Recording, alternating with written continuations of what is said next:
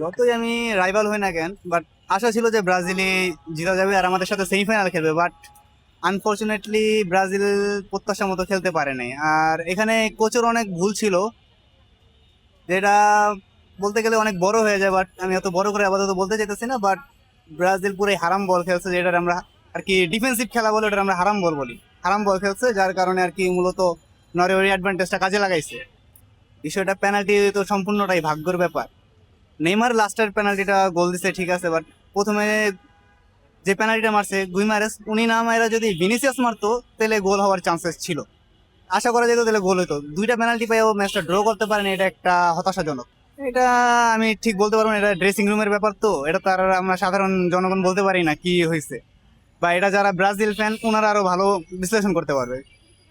আসলে বলতে গেলে ব্যাড লাক। আর নরওয়ের গোলকিপার এক্সট্রাঅর্ডিনারি যদি সেভ না দিত তাহলে গোল হওয়ার চান্স ছিল, বাট নরওয়ের গোলকিপার অনেক ভালো সেভ দিয়েছে, যার কারণে অনেকগুলো গোল হয় নাই, বা ওনার রিফ্লেক্স অনেক ভালো ছিল, এটাই।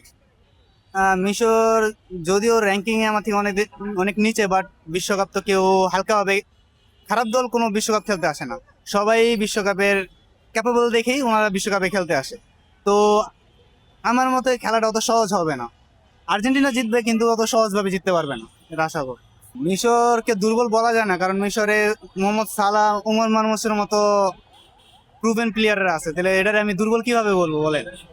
আর মিশর তো আপনার ইসের হারায় আসছে, অস্ট্রিয়ার হারায় আসছে, অস্ট্রিয়ার র্যাঙ্কিং এ অনেক বেটার পজিশনে ছিল, ওদেরকে হারায় আসছে। তো মিশরের দুর্বল বলার কোনো সুযোগ নেই। আর যেখানে মোহাম্মদ সালাহ আছে ওনাকে তো আরো দুর্বল বলার সুযোগ নেই।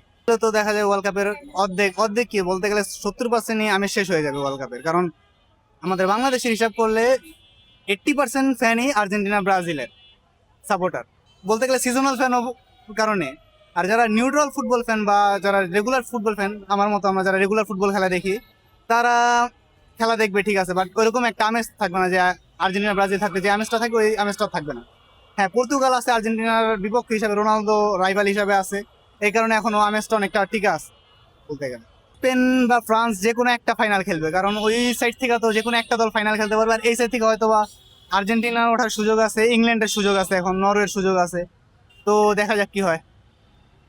ফ্রান্স স্পেনের থেকে যে কোনো একটা যাবে, কারণ ফ্রান্সরেও দুর্বল বলা যায় না, ওদের অ্যাটাকিং লাইন হলো সবচেয়ে ভয়ঙ্কর অ্যাটাকিং। আর স্পেন হলো ট্যাকটিক্যাল ফুটবল বিশ্বাসী, যারা পাসিং অনেক ভালো খেলে।